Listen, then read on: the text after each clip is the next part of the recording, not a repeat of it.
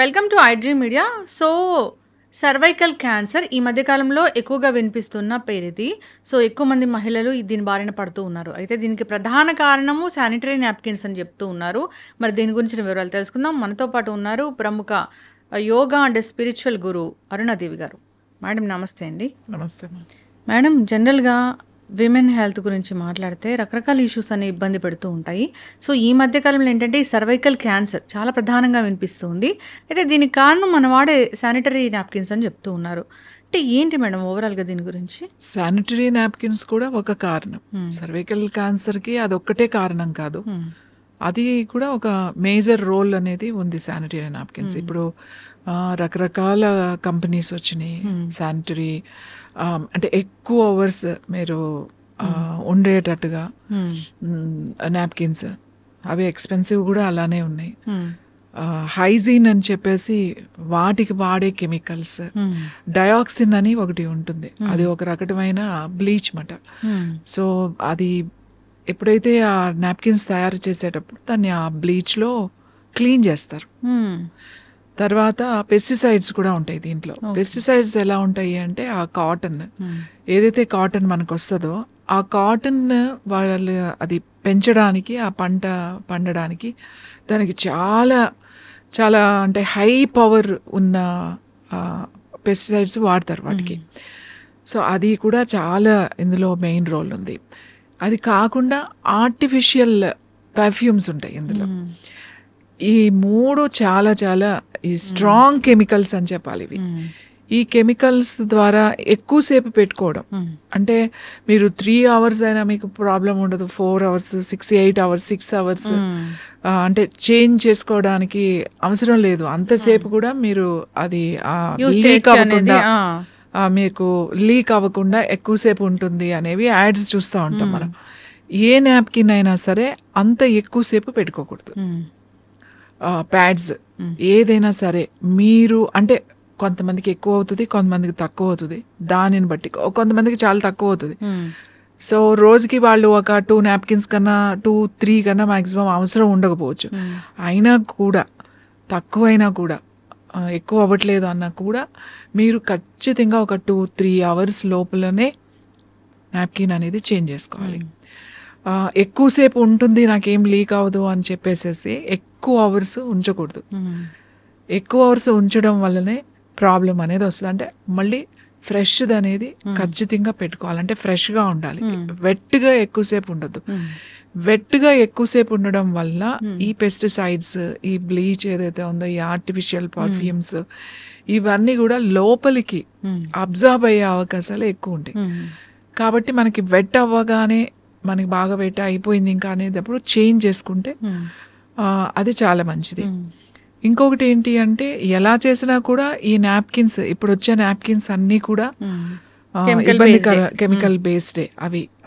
ఎందుకంటే ఇంతకు ముందు వచ్చేటప్పుడు నాప్కిన్స్ ఎలా ఉండేవి అంటే, ఒక 10-15 years బ్యాక్ చాలా ఎక్కువ ఉండేది అనమాట. అంటే ప్యాడ్ తిన్నలాగా ఉండేది కాదు, కనీసం 1 inch ప్యాడ్ ఉండేది అనమాట. ఇంత ప్యాడ్ మనకి ఉండేది. ఇప్పుడు అలా లేదు.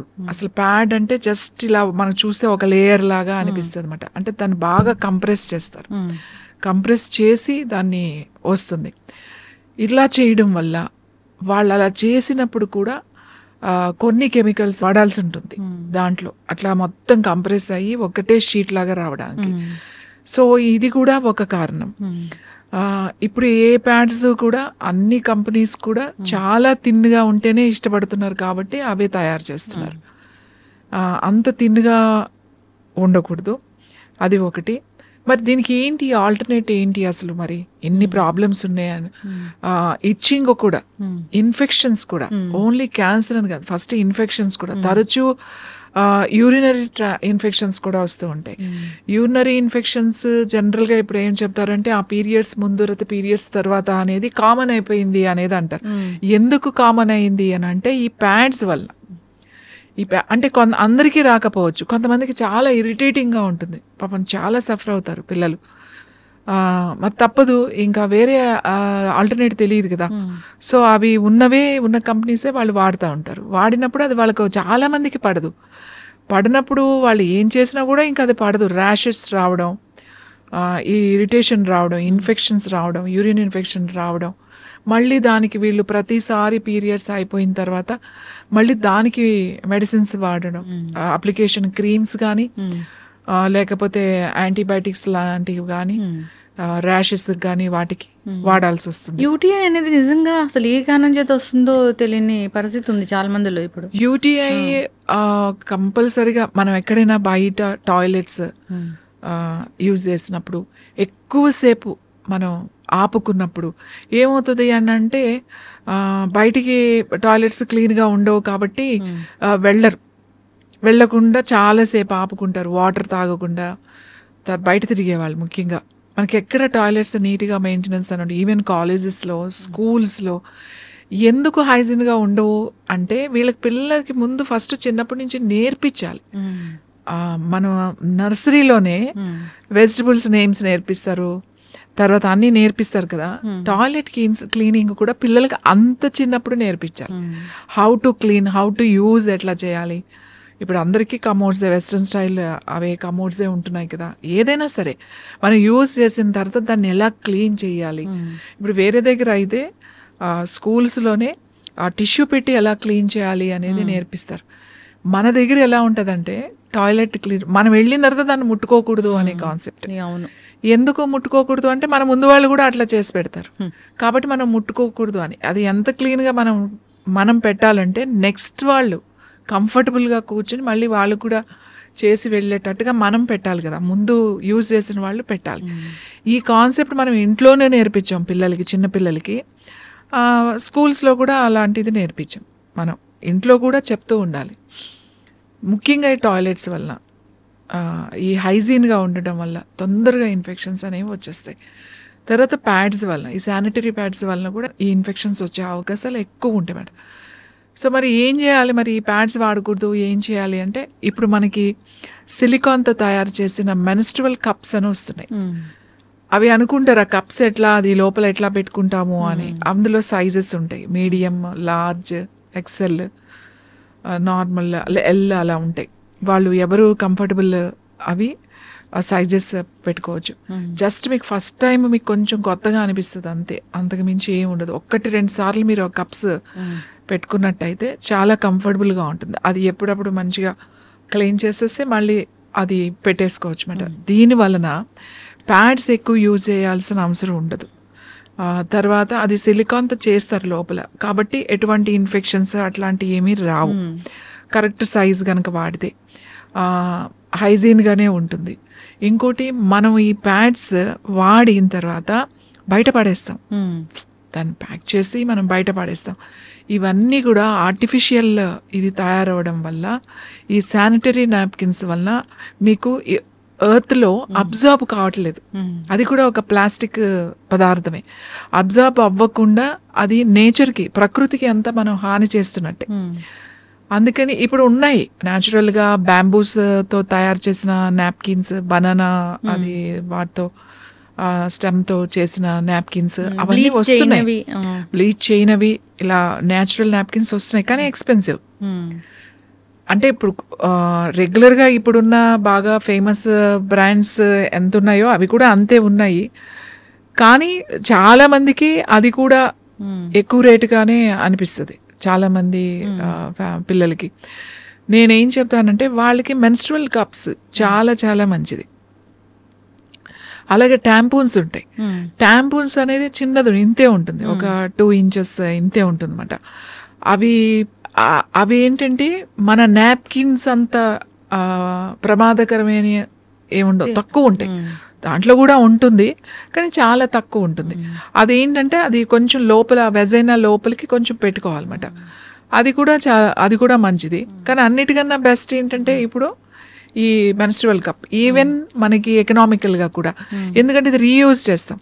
దీన్ని మళ్ళీ హౌ టు వాష్, మంచిగా హాట్ వాటర్లో మంచిగా వాష్ చేసుకుని దాన్ని డ్రై చేసుకుని మళ్ళీ దాన్ని మనం పక్కన పెట్టుకుంటే దాన్ని మీరు కొన్ని మంత్స్ యూజ్ చేయొచ్చు.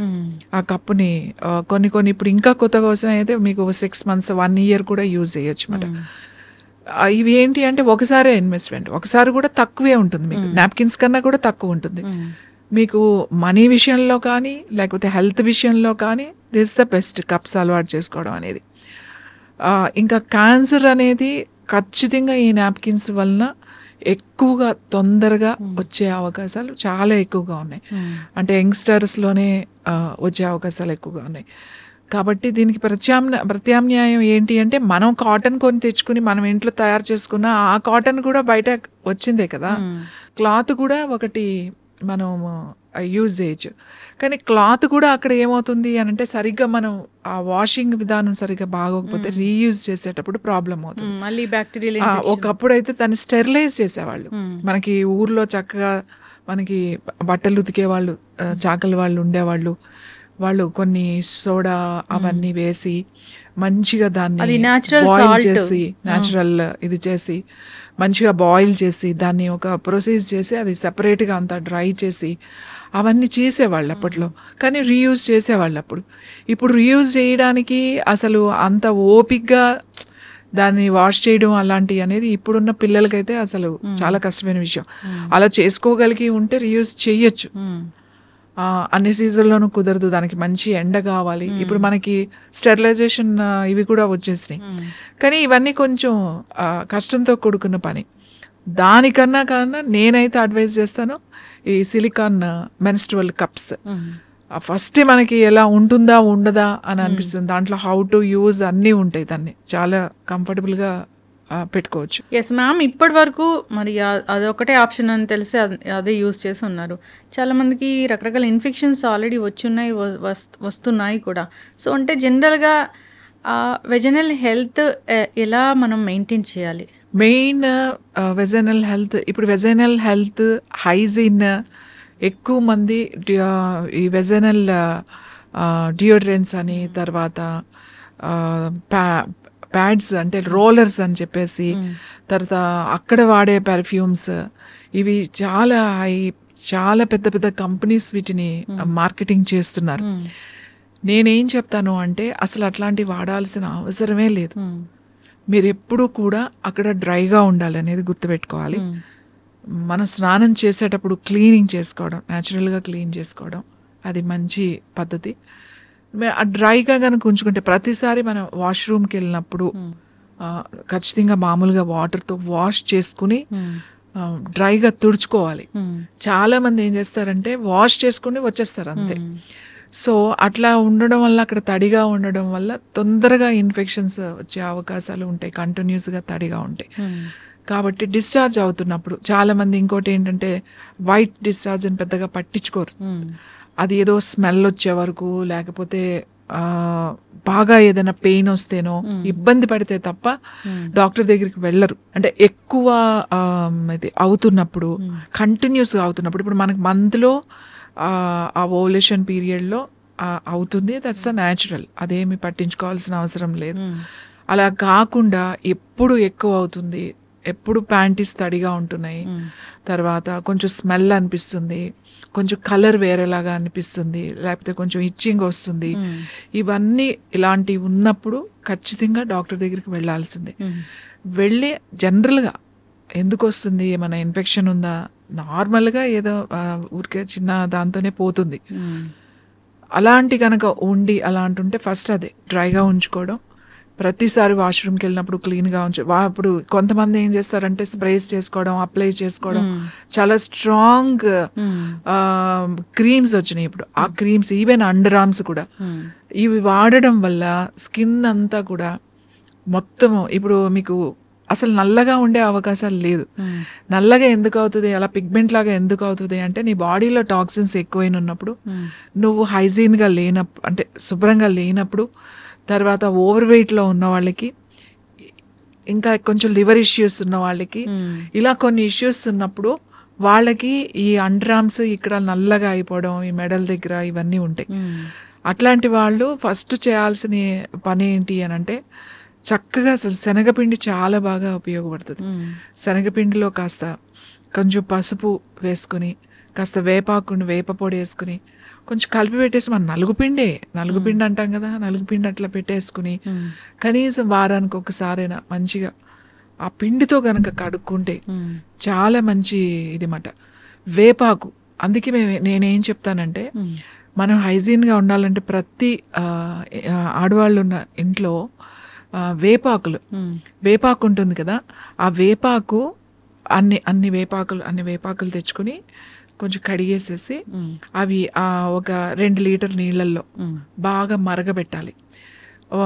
ఒక 2 లీటర్ల నీళ్లు పోసామనుకోండి, 1 లీటర్ నీళ్ళు అయ్యే వరకు సగం మరగబెట్టేసి తర్వాత మంచిగా వడపోసేసి ఆ వడపోసిన వాటర్ని కొంచెం ఒక బాటిల్లో పెట్టుకుని మనం వాష్రూమ్లో పెట్టుకోవాలి.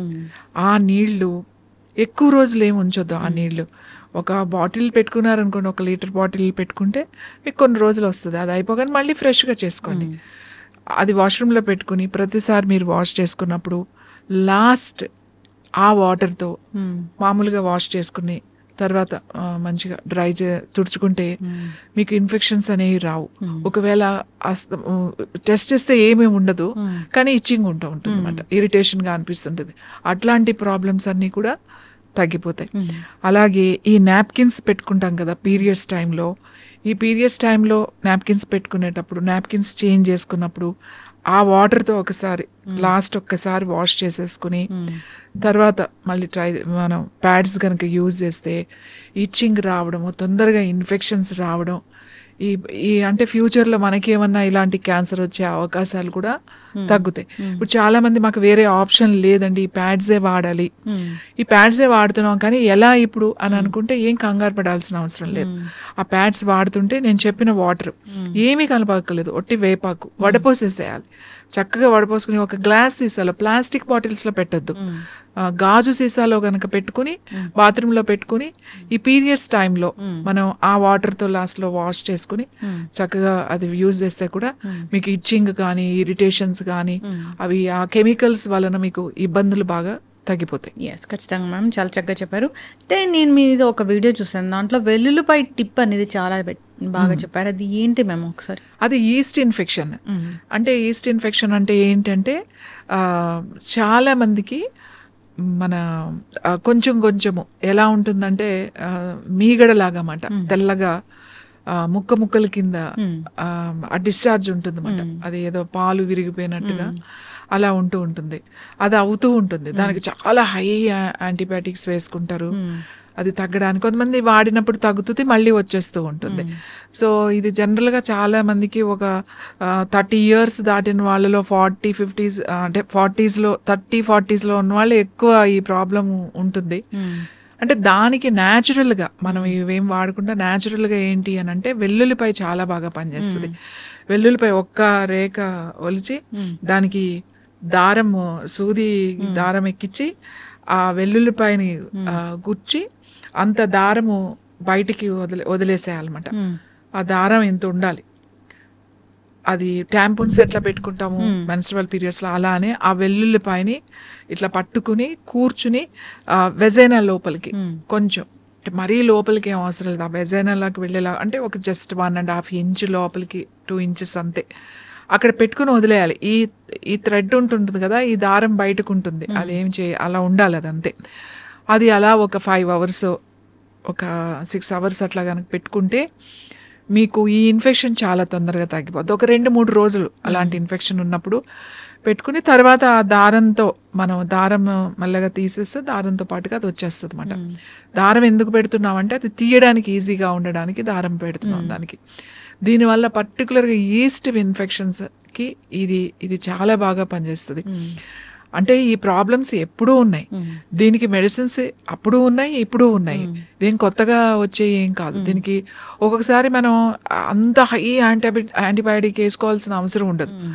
ఈ చిన్న దాంతోనే మీకు కంట్రోల్ అయిపోతా ఉంది. ఎక్కువ సార్లు వాడాల్సి వచ్చినప్పుడు ఎక్కువ రోజులు మనం యాంటీబయాటిక్స్ వేసుకోవాలి అంటే కుదరదు. సో అలాంటప్పుడు మధ్యలో ఇది కూడా చేస్తే చాలా మంచి రిజల్ట్ ఉంటుంది, తొందరగా ఇన్ఫెక్షన్స్ రాకుండా ఉంటాయి. యెస్. ఖచ్చితంగా మ్యామ్. చాలా చక్కగా చెప్పారు. సో, నాప్కిన్స్ అనేవి వాడుతూ ఉన్నారు. సో, శానిటరీ ప్యాడ్స్ వాడడం వల్ల రకరకాల అనారోగ్య సమస్యలు వస్తున్నాయని చెప్తూ ఉన్నారు. బ్యాక్టీరియల్ ఇన్ఫెక్షన్స్, ఎలర్జీస్, ఇంకా సర్వైకల్ క్యాన్సర్ ఇలాంటివి వస్తూ ఉన్నాయని కూడా చెప్తూ ఉన్నారు. సో, దాని బదులుగా మీరు చాలా చక్కగా చెప్పారు. ఆప్షన్స్ అయితే చాలానే ఉన్నాయి. వాటిని వాడుకోవాలని కోరుకుందాం. ఇంకా వెజనల్ హైజీన్ ఎలా మెయింటైన్ చేయాలంటే మీరు చెప్పిన న్యాచురల్ పద్ధతులు కూడా చాలానే ఉన్నాయి. ఫాలో అవ్వాలని కోరుకుందామండి. చాలా చక్కటి ఇన్ఫర్మేషన్. ఇంకా అంతేకాకుండా అసలు విమెన్‌కి ఏదైనా ఒకటి హెల్త్‌లో కొంచెం తేడా అనిపించినా ఒక్కసారి డాక్టర్‌ని కలిస్తే సరిపోతుంది. అసలు అది ఏంటి, వాట్ ఎగ్జాక్ట్‌లీ అనేది తెలిసిపోతుంది. కాబట్టి చాలామంది పోస్ట్‌పోన్ చేస్తూ ఉంటారు. చాలా సివియర్ అయ్యాక వెళుతూ ఉంటారు. అలా కాకుండా వారి హెల్త్ మీద వారికి అవగాహన ఉండాలి. సో, వెంటనే వెళ్లి డాక్టర్‌ని సంప్రదిస్తే మంచిది. చక్కటి ఇన్ఫర్మేషన్ అండి. ధన్యవాదాలు.